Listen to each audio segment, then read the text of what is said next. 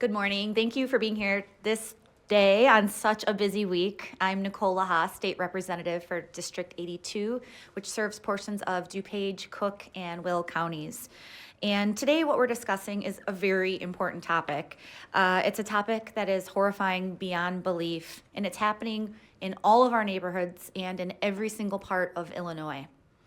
Today, I'm with Representatives Jennifer Sanalitro and Dennis Tipsword to address what we're doing to combat one of the most shocking and damaging crimes we face, human trafficking. Exploitation thrives in the shadows, and it's our job as legislators to shine a light. Human trafficking happens in all of our communities, with Illinois ranking among top 10 nationwide in trafficking cases. My efforts in combating human trafficking have been driven by my commitment to justice and the protection of our most vulnerable. Talking about this isn't enough, so I've taken action with the following legislation.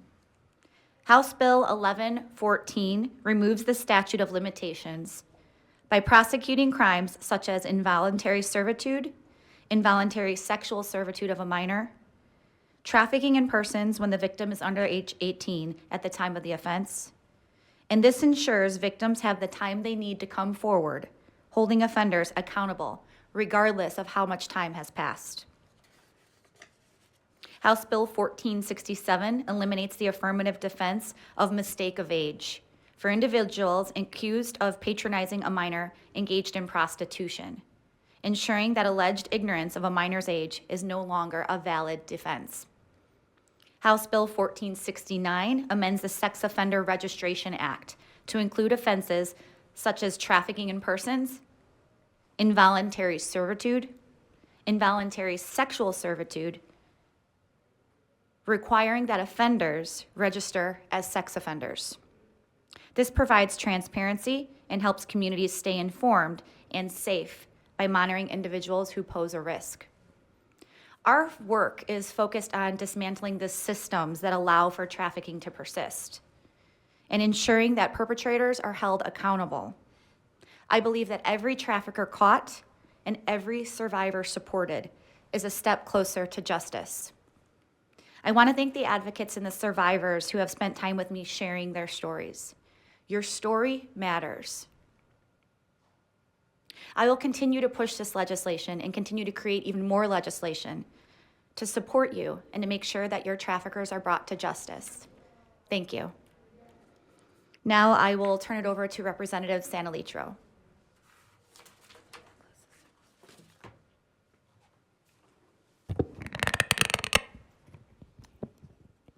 I'm a little short, so I always got to pull it down. They need a step stool back here. Thank you, Representative Laha. I'm Representative Jennifer Sanalitro. I'm from the 48th District. It's Northwest DuPage and Northwest Cook County or Southwest Cook counties.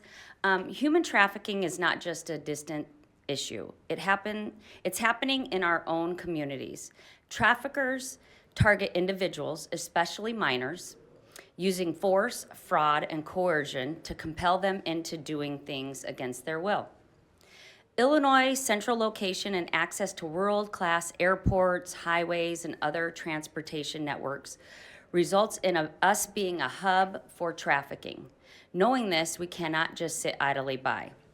There have been quite a few high-profile cases that have made headlines highlighting just how bad this problem really is. In Yorkville, there was a 2-day sting led by Illinois State Police, which resulted in the arrest of 3 men attempting to engage in predatory sex acts with minors.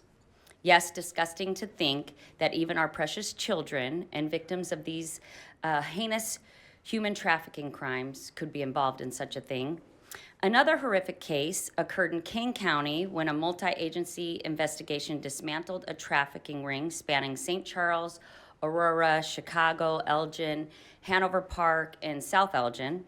5 individuals were charged with involuntary servitude and trafficking persons between apartments across the region.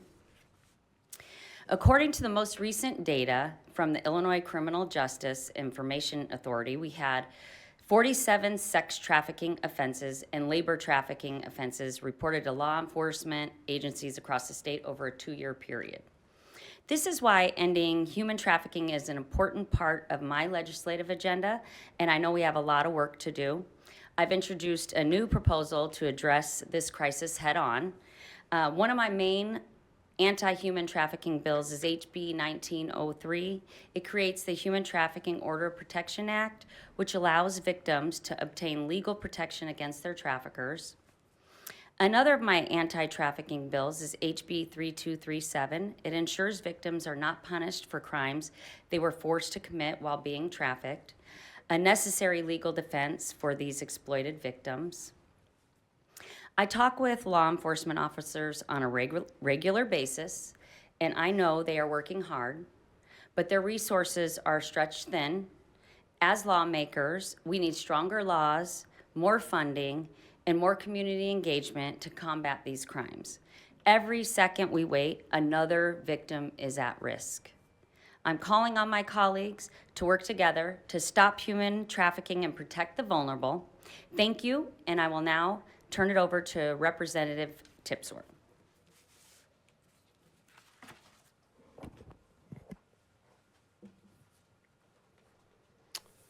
Thank you.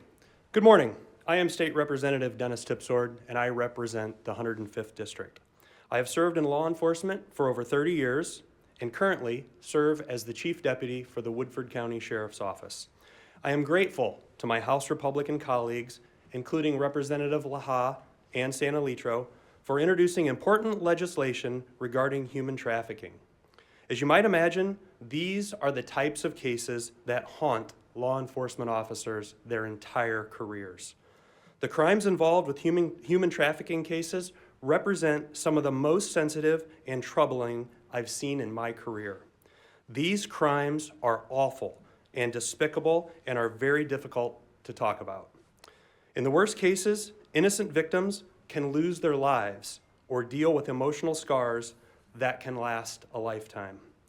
Some of the most heinous criminals out there resort to human trafficking, where the victims can be young and innocent children. These predators are drawn to sexual exploitation, financial gain, and illegal business practices, and we have to do everything in our power to keep them off our streets.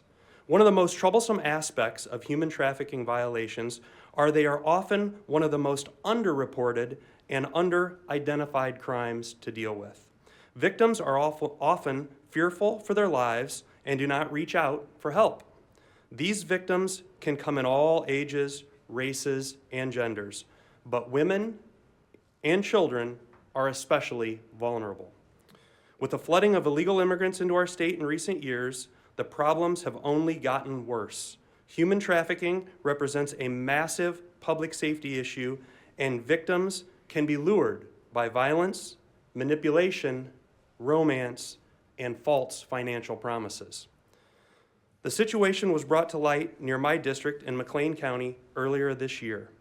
The Illinois State Police arrested 6 men for human trafficking in Bloomington. These crimes included commercial sex acts, solicitation to meet a child, and grooming. It took a very large and coordinated effort to handle these arrests with the local police, the county sheriff's office, the Illinois State Police, the Department of Children and Family Services, the state's attorney's office, and others.